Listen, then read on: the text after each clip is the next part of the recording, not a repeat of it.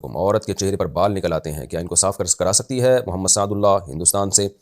دیکھیں، آئی بروز بنانا جائز نہیں ہے، باقی عورت کے چہرے پہ کہیں بھی بال نکل آئیں تو وہ صاف کرا سکتی ہے، کوئی حرج نہیں ہے اس میں۔ عورت رکوع اور سجدہ کتنا لمبا کرے؟ عورت کا رکوع اور سجدہ کتنا لمبا ہونا چاہیے؟ کیا عورت کچھ طویل سجدہ کر سکتی ہے؟ محمد بلال قطر سے، جی بالکل کر سکتی ہے، ثواب ہے۔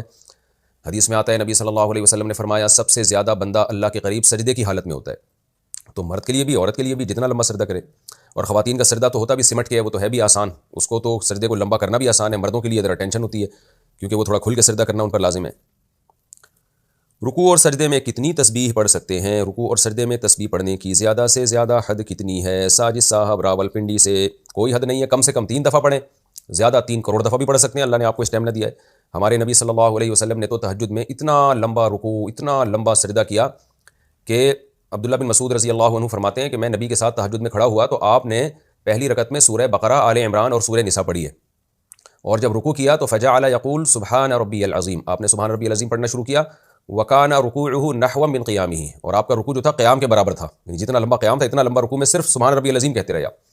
پھر جب آپ نے سجدہ کیا تو فجعل یقول سبحان ربی الاعلی، تو آپ سجدے میں سبحان ربی الاعلی کہنے لگے، اور اتنا لمبا سجدہ جتنا لمبا آپ نے رکوع کیا۔ چائے میں پھونک مارنا کیسا ہے؟ گرم چائے کو پھونک مار کر پینا کیسا ہے؟ مطیع الرحمن سعودی عرب سے، جناب نبی صلی اللہ علیہ وسلم نے کھانے میں پھونک مارنے سے منع فرمایا ہے، اور ظاہر ہے اس کی وجہ واضح ہے کہ یہ نظافت کے، صفائی کے خلاف ہے۔ گندی ہوا ہوتی ہے، جب آپ کھانے میں پھونک ماریں گے وہ گندی ہوا اس میں جائے گی، تو لیکن اس کا حلال حرام سے تعلق نہیں ہے، یہ چیزیں آداب سے ان کا تعلق ہے کہ نبی صلی اللہ علیہ وسلم نے کچھ آداب ہمیں سکھائے ہیں کہ رہن سہن کے، تو ان رہن سہن کے آداب سے اس کا تعلق ہے۔ تو کوئی اگر پھونک مار دیتا ہے تو ناپسندیدہ کام ہے، مکروہ کام ہے، مگر اس سے نہ کھانا حرام ہوتا ہے اور یہ عمل بھی حرام نہیں ہے، بس صفائی ستھرائی کی بات ہے، تو اس کو فالو کر لینا چاہیے، چاہے چائے ہو یا کوئی بھی چیز ہو۔ ماتھے اور پاؤں پر نماز کی نشانی، نماز کی وجہ سے مردوں کے ماتھے پر جو نشان پڑ جاتا ہے اسے مٹانا نہیں چاہیے، اگر عورت کو نماز پڑھنے سے پاؤں میں نشان آ جائے تو اسے مٹانے کا کیا حکم ہے؟ بنت جمال کراچی سے، اگر زینت کے لیے مٹانا چاہتی ہیں تو پھر جائز ہے، ان کے لیے کوئی حرج نہیں ہے، کیونکہ زینت تو عورت کے، یعنی جو اس کی جو فطرت ہے اس کا ایک بہت بڑا حصہ ہے زینت اختیار کرنا۔ کوئی اگر نہیں ہٹاتی تو بھی ٹھیک ہے، اور اگر زینت کی نیت سے ہٹا دے تاکہ جو پاؤں میں جو خواتین جیسے چاہتی ہیں نا کہ ان کو ایک اٹریکشن ہو ان کے اندر، لیکن اس میں نامحرم کو دکھانے کے لیے یا کسی غیر مرد کو مائل کرنے کے لیے تو بہرحال جائز نہیں ہے، نارملی جائز ہے یہ۔ بیماری میں داڑھی سفید ہو گئی تو کیا ہم کالا کر سکتے ہیں؟ بیماری کی وجہ سے اگر داڑھی سفید ہو جائے تو کالا خضاب استعمال کر سکتے ہیں، نیز کتنی عمر کے بعد داڑھی کو کالا خضاب لگانا جائز نہیں رہے گا؟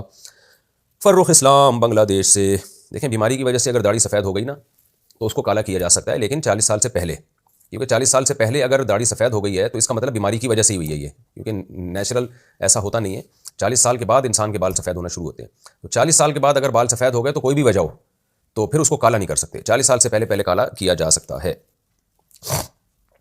داڑھی گھنی کرنے کے لیے کالی مہندی لگانا، میری داڑھی زیادہ گھنی نہیں ہے، کیا میں داڑھی کو گھنا کرنے کے لیے کالی مہندی لگا سکتا ہوں؟ کیا ایسا کرنا جائز ہوگا یا نہیں؟